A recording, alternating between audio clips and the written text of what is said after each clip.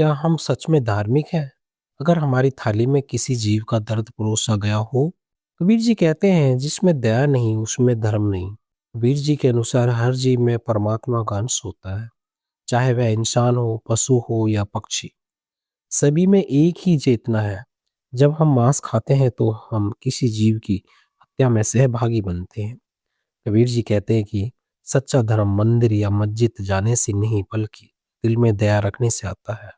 उनका संदेश साफ है, जिस दिल में करुणा नहीं वह भक्ति के योग्य नहीं। कबीर जी ने उन लोगों की कड़ी आलोचना की जो बाहर से धार्मिक दिखते हैं लेकिन अंदर से हिंसा करते हैं। वे कहते हैं कि लोग पूजा पाठ तो करते हैं लेकिन जीवों की हत्या करके उनके मांस खाते हैं, यह कैसा धर्म।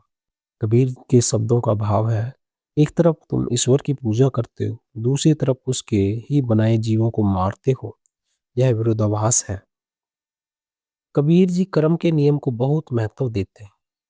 उनके अनुसार जो जैसा करता है वैसा ही फल पाता है।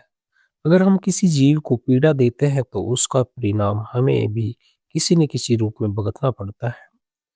इसलिए वे चेतावनी देते हैं कि हिंसा का फल कभी शांति नहीं हो सकता। कबीर जी के अनुसार सच्ची भक्ति का मतलब है मन, वचन और कर्म से पवित्र होना। मांस खाना केवल शरीर की आदत नहीं बल्कि मन की संवेदनहीनता को भी दर्शाता है।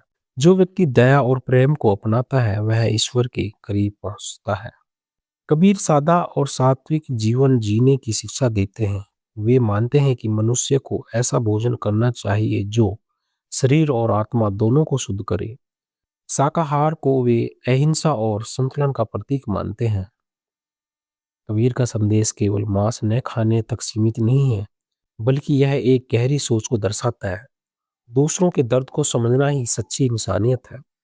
अगर हम अपने जीवन में दया, करुणा, अहिंसा को अपनाते हैं तो हम न केवल एक अच्छे इंसान बनते हैं, बल्कि ईश्वर के भी करीब पहुंचते हैं। साहेब